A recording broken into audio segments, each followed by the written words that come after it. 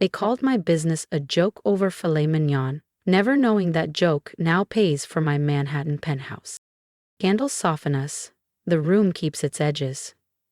Thomas toasts the chrome key fob by Brandon's plate. I mention a European partnership Tier 1 houses, authenticated provenance, limited drops on a digital waitlist. Thomas trims my sentence with a casual hand. Secondhand peddling, he says, pleasant as polished cutlery and just as cutting. The word finds the bruise it made. Years ago I asked him for a $50,000 loan. Budget, ramp schedule, sober projections. He skimmed, set it down, and said no. I went home, opened the wardrobe, chose the bag I swore I'd never sell. The first Birkin. Payment felt like oxygen. Real business builds real things, Thomas says now. Factories, supply chains, jobs. Brandon grins. Margaret's hand hovers near mine. She asks about sleep and vitamins. I name clients, mention our model that flags microvariants in stitching. Brandon chuckles. Algorithms. Thomas praises a steel supplier, then eyes my dress. At least you've learned how to present, he offers, the compliment shaped like a leash. My phone hums against the linen. I don't look yet. I sip water, ask Margaret about the gardenias.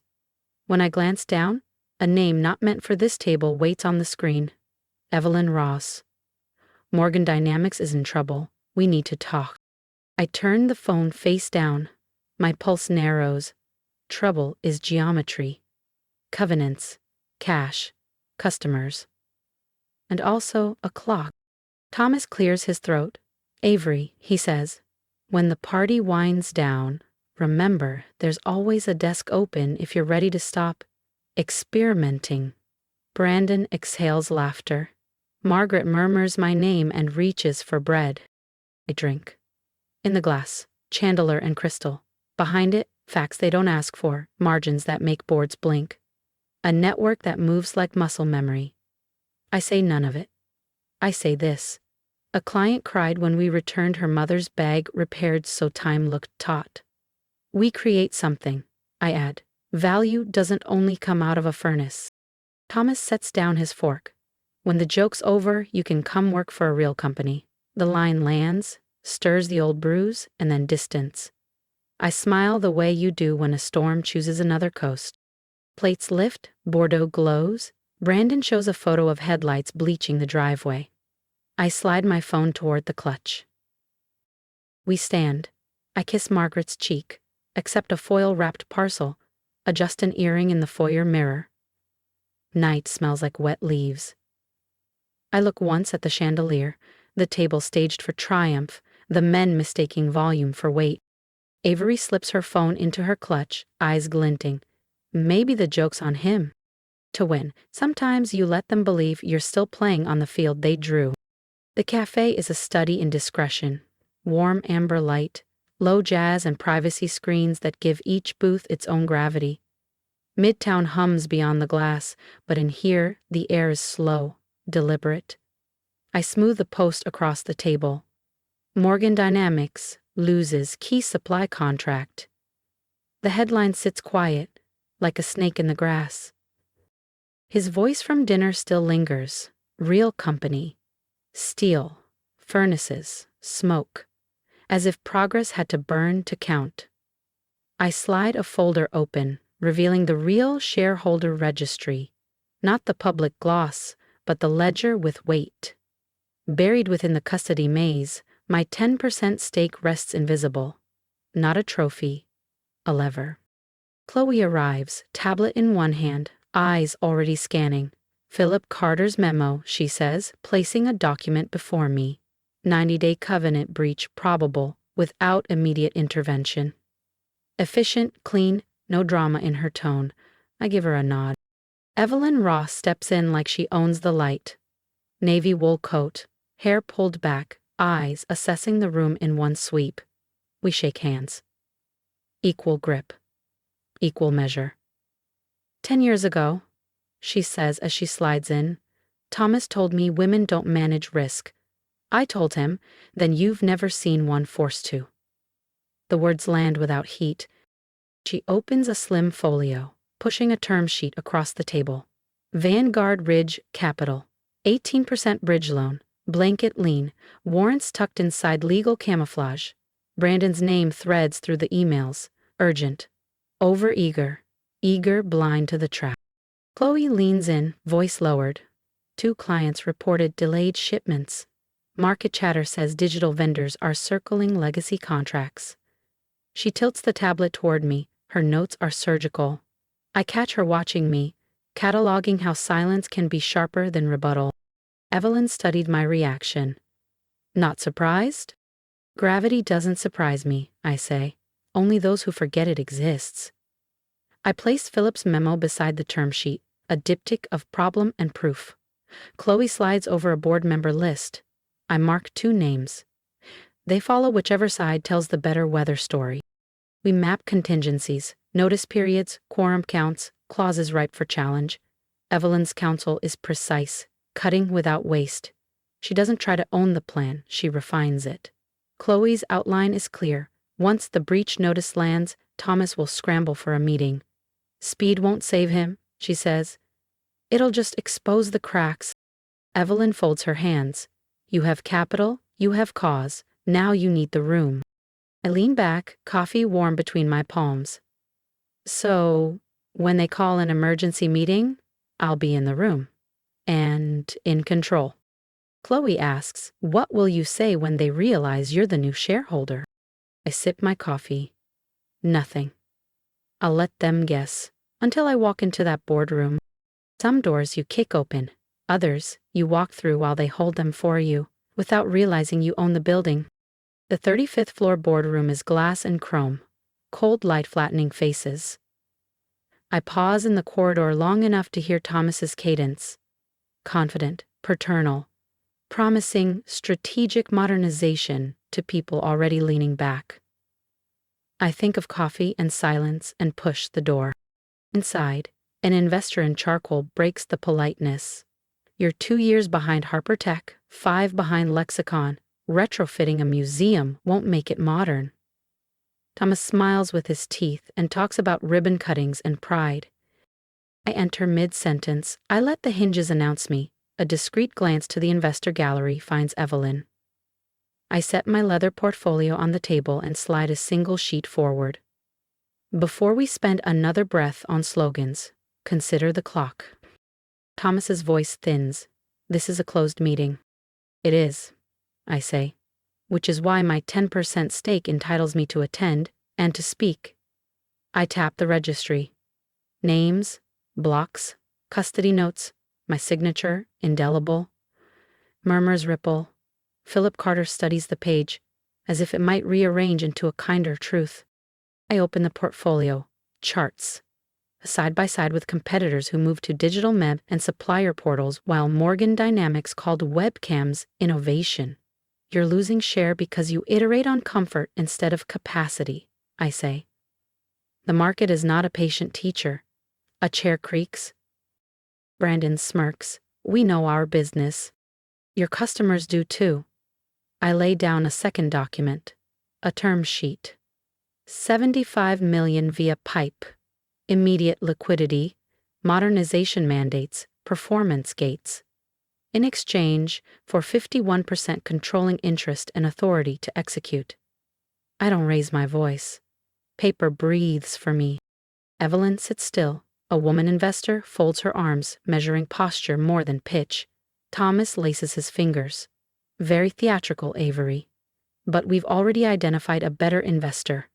His gaze flickers toward Brandon. Better hates arithmetic. I let the room keep its temperature.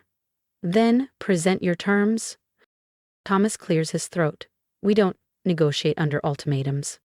That's convenient, I say, because this isn't an ultimatum. It's valuation and triage. I page through KPIs like a cardiogram. 90-day covenant breach risk. 2 top clients wavering. A workforce hungry for tools you haven't bought.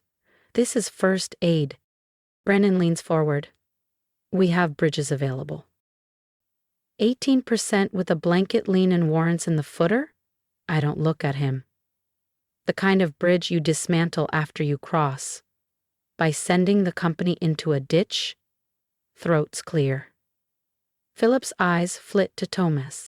The tide turns half a degree. I close the portfolio and set both palms flat. Calm is the only temperature that changes other people's weather. Thomas spreads his hands. You're here to embarrass me.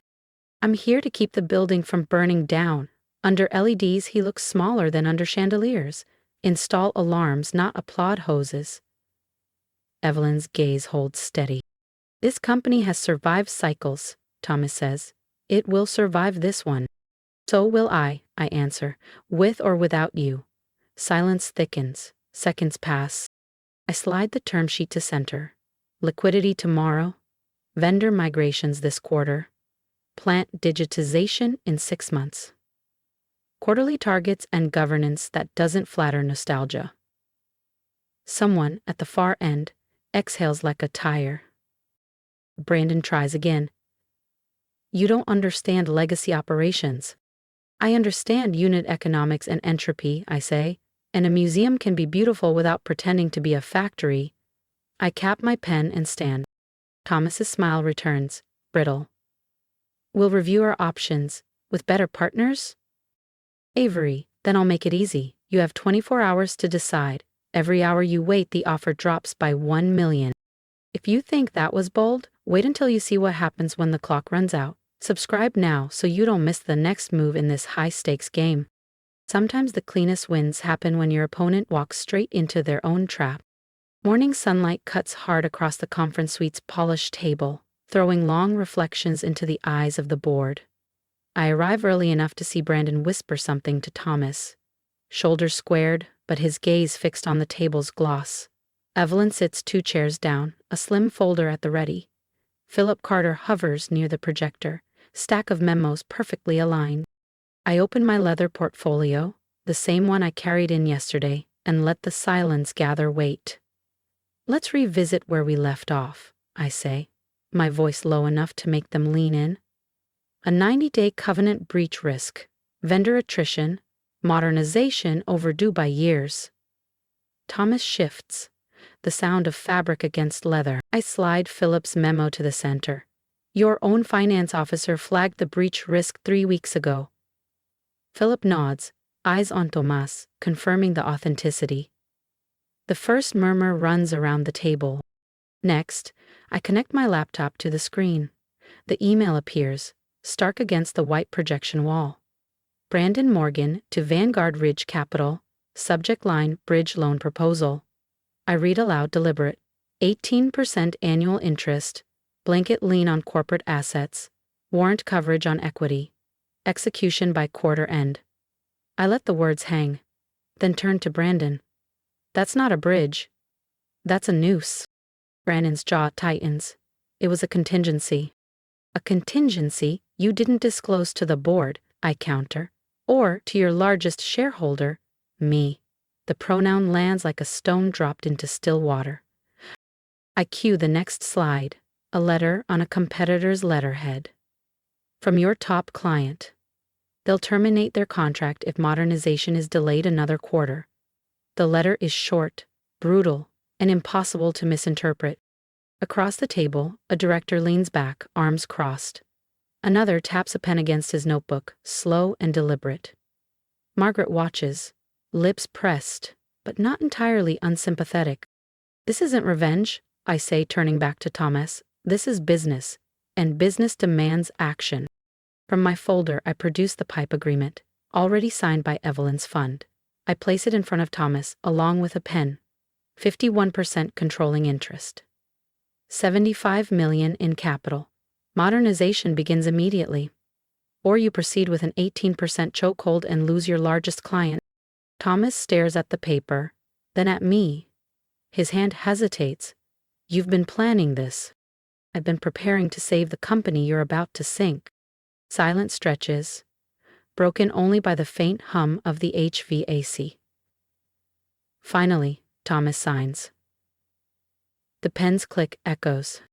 I pick up the agreement effective immediately. Brandon Morgan is terminated as Executive Vice President, performance failure and conflict of interest.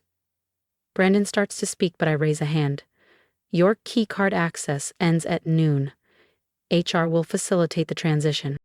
This is absurd, he says, rising halfway from his chair. This is business, I repeat, colder now. Evelyn leans forward, hands folded, and nods once, her part in the play complete. Margaret meets my eyes for a fraction of a second, and in that moment I see something shift. I close the portfolio. Tomorrow, I'll show the world what Morgan Dynamics will become. I expect every one of you to be there.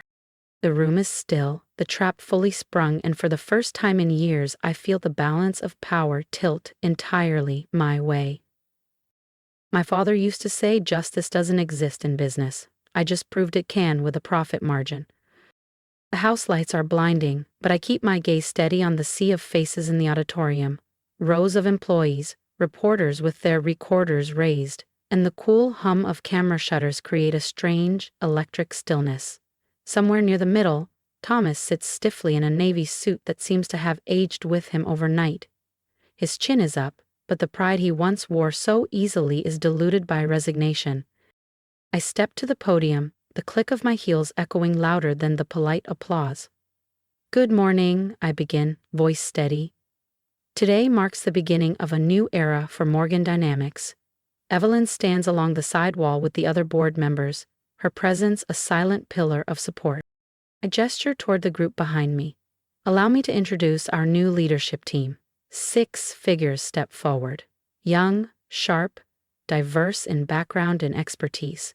Their faces carry the energy this company has lacked for decades. I name them one by one, explaining each role, each contribution to the modernization plan. The employees lean forward, murmuring approval at the changes. A click on the remote and the massive screen behind me comes alive. On the left, shaky footage of our outdated factory floor. Dim lights, clunky machinery, workers in worn uniforms. On the right, the crisp rendering of our future facility. Digitally integrated, energy-efficient, sleek. This transformation, I say, is not an aspiration. It is funded, contracted, and begins in 60 days.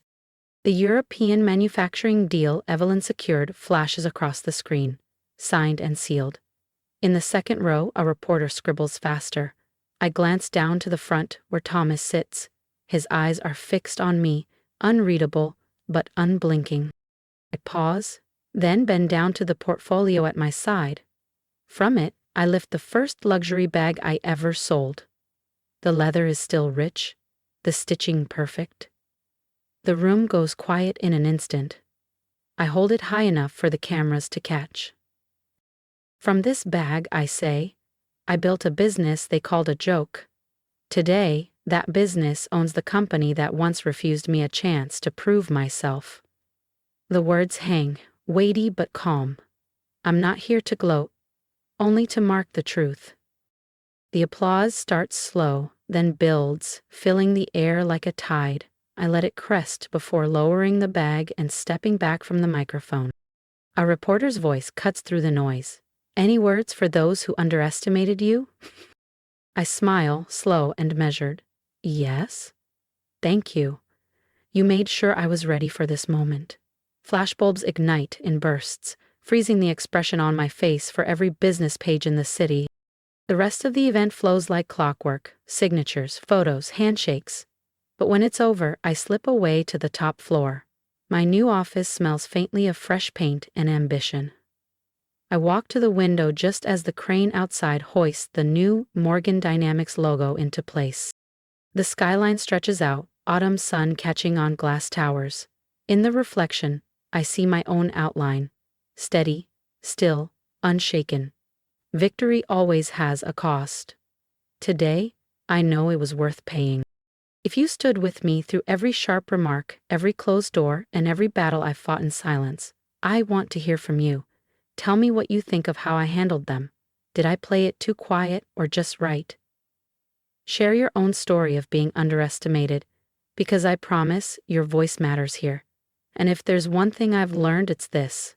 Don't waste energy proving yourself to those committed to doubting you. Build quietly, move smartly, and let your results speak so loudly they can't be ignored. Stand with me. This fight isn't over yet.